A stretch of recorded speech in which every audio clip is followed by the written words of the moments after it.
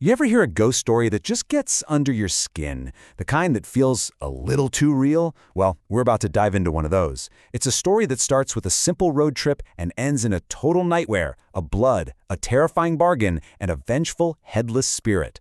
Let's get right into it. So picture this. It's a full moon, casting this really eerie glow over a deserted road through the Gaon forest. You've got three friends crammed onto a single bike, and the only sound is their engine cutting through the jungle's silence. Just seems like a quiet ride home, right? Or so they thought. I mean, seriously, what would you do? You pull over for just a second. Your friend walks, I don't know, a few feet away, just out of your line of sight. You turn back, and he's just gone. No sound, no warning, nothing. That's the exact moment this story goes from 0 to 100, because sometimes the silence is way more terrifying than any scream. Okay, so let's get into the first part of this nightmare. It all kicked off with what seemed like a totally innocent decision, just a routine stop on a lonely road that spirals into a desperate search. So here's the play-by-play. You've got our narrator, his friend Suresh, and another friend Ajay riding through the jungle late at night. They stop for a quick bathroom break. The narrator and Suresh stay on one side of the road, and Ajay wanders over to the other.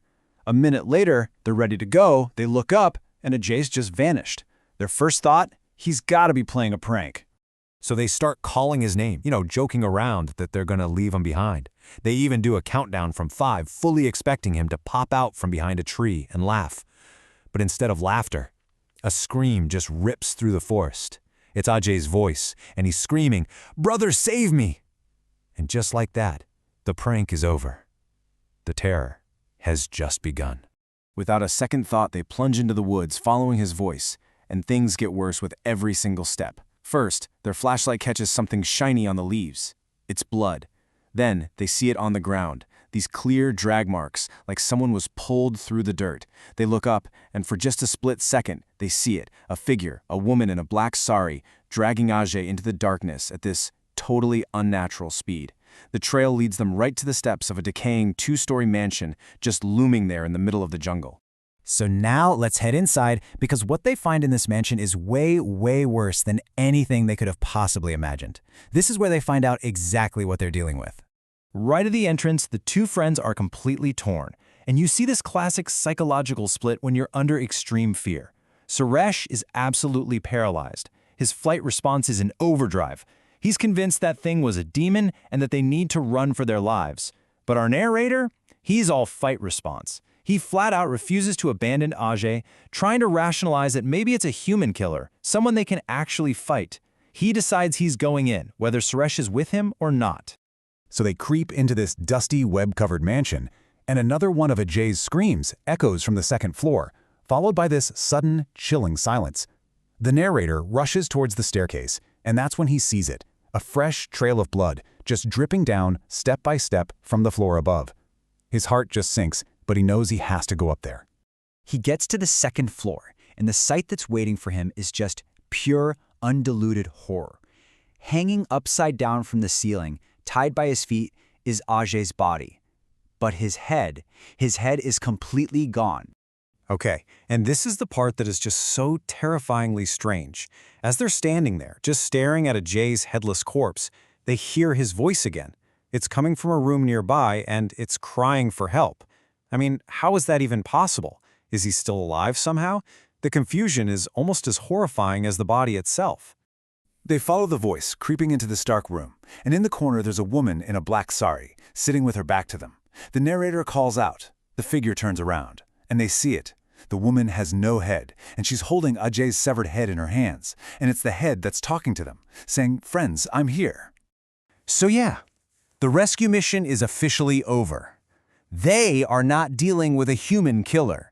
They are trapped with something supernatural, and their goal shifts completely from saving their friend to trying to save themselves by making a terrifying bargain. The headless spirit then takes Ajay's head and places it onto her own neck. It grotesquely attaches itself, and with Ajay's face, she smiles at them. And then she speaks, but with her own voice, giving them this bone-chilling ultimatum: "Find and bring me my head, or I will take yours." Utterly terrified, the narrator and Suresh just turn and bolt. They flee the mansion, running for their lives back into the jungle. But after a minute, the narrator realizes he's running alone. He looks back and sees Suresh just walking calmly, almost hypnotized, right back towards that haunted house. He's being lured back in. The narrator is screaming at Suresh to stop, but it's totally useless. He follows him back into that same room, and there's Suresh, just standing there holding a knife to his own throat, muttering, "Give me my head." And then, in one horrific move, he slices off his own head and collapses, leaving the narrator completely alone with the spirit. So, the crucial takeaway here is that escape is not an option. And at this moment, the story makes this really fascinating pivot. It's not just a ghost story anymore. It turns into a high-stakes detective thriller. The narrator's only way to survive is to solve the cold case of her murder. Trapped, with no other choice, the narrator actually asks the spirit what happened to her. And she tells him this incredibly tragic story. She and her husband were just there on vacation. 3 drunk men, pretending to be campers, showed up and forced their way in. Her husband tried to fight them off, but he was killed. Then they murdered her, and one of them, in a drunken rage, decapitated her. They buried her body, but her head was gone. Now, this is where the narrator's quick thinking under literally impossible pressure is just brilliant. He grabs onto this one small, seemingly random detail from her story. The murderers were talking about frying fish. He thinks, wait a minute, her husband only caught 1 fish. That's not enough for 3 hungry guys. So they must have gone to the pond behind the house to catch more. And if one of them was carrying her severed head, it's pretty likely he just tossed it into the water. So now he has a plan. A desperate, gruesome, but logical plan. The narrator has one final task. He has to go to that pond, find her skull, and perform the ritual that will finally set her spirit free. And, hopefully, himself. He gets to the pond behind the house. But to narrow down his search in that murky water, he does something really clever. He finds a coconut that's about the size of a human head, and he throws it into the water from the spot where he thinks the killer was standing. And that gives him a pretty good idea of his search area. And it works. After 2 desperate hours of searching in the dark, his hands finally find it. A human skull, picked clean by fish, stuck in the mud at the bottom. He then follows the spirit's instructions, digging up her buried skeleton from under a banyan tree.